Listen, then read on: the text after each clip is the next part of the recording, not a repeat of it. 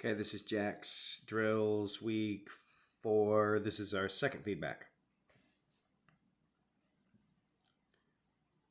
That's a good job calling him off the tunnel. That's part of his drills this week, is keeping him off that tunnel. And so it's not easy. And so that's a really nice job. Right here for this rear cross, this is not an easy rear cross, okay? So it is a pretty challenging one. But I think that one thing would have set you up a little bit better if you told him he was turning a little sooner. See, you're still kind of just driving straight here. Well, you were anyway. I don't really see a change in your velocity, so I don't see. I'm just watching you right now. I'm just watching you, and I will say right there, you kind of pull up and show decel. And then we look over here at him, and he's already halfway over the jump. So we should have done that. You should have been decelling sooner so that he had a clue he would have been turning. That would have put you back here a little bit. But then I think your path along here, so he would have gotten a better turn. I mean, you can't get a perfect turn there. You can't get a wrap or anything, obviously, because we want to rear cross this jump. But I'll say you do a really nice job of then waiting here for him with some patience. That's not easy thing to do. And that is why you are able to successfully get this rear cross.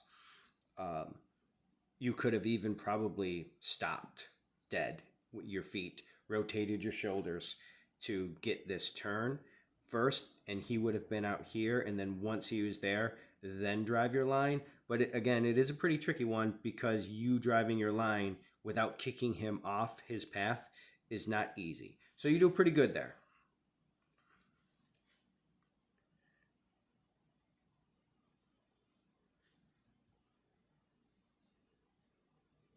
I'm not sure. Maybe I think you're starting to do the blind crosses now, and you kind of had a little bit of a brain fart there.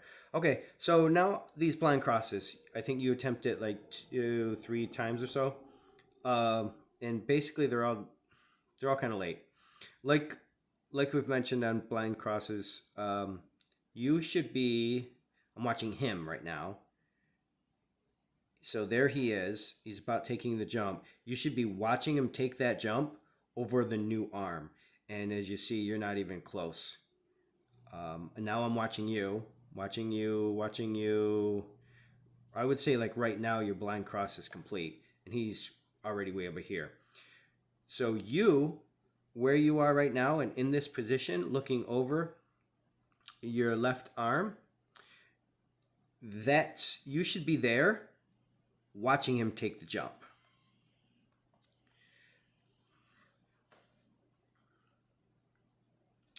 Let's see. So now we're going to try again. Again, nice job keeping him off the tunnel.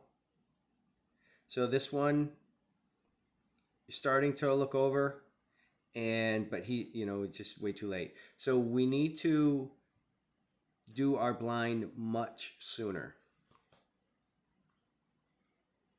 Need to really try to watch him take the jump over the new arm.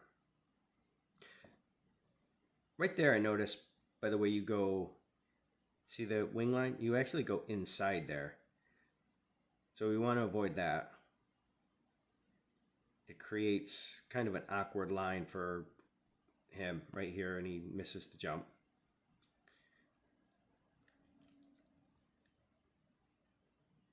And now, well, you can see you're really, really late on that blind. So there's a couple things I'd recommend when you're trying to set up a drill like that with a really challenging blind cross.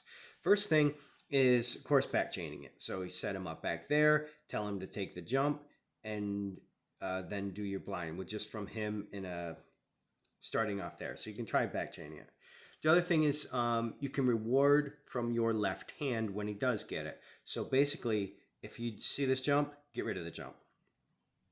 Take that jump out of there and just run like this and have your toy in your left hand. And when you complete your cross, just drop the toy from your left hand. or offer it to him even from left hand. He seems to be pretty good right now at a place where you could probably reward from your hand with something like this in a very specific way to get him to respond to your change of hands. But the last thing, probably my biggest piece of advice for you to do like this blind cross, a challenging blind cross like this is, and this is going to sound maybe a little bit weird, is I want you to try to be too early. Not on time, but too early. What you will find, it is very, very difficult. So you have now been doing agility long enough that you're pretty much always going to be late on all your stuff, especially your blind crosses. What happens if you were too early on your blind cross? If you were too early on your blind cross, then he would have come off the after that red jump, and he wouldn't have taken that blue jump, and he would have came into you here, right? If you were running this line and you came like this and you were too early on your blind cross, then when Jack came off this red jump, he would have gone like this with you. So try that. I bet you can't. It's really, really hard to do. So what happens is we get ingrained, we get in this, and we're always late because at least we get him to take the jump, this blue jump when we're late. But if you're too early, he'll come off of it. Think of it this way. If you're too early once or twice, oh well, you've just been way too late like 5 times in a row. So try to be too early, and you'll find that you can be much earlier. The perfect blind cross is right in the middle there, and right now they're all late. So, and it can be hard. You get in a rut. We all get in a rut where we're just too late. To break it is difficult. Try to be much earlier. Try to be too soon and see where that gets you.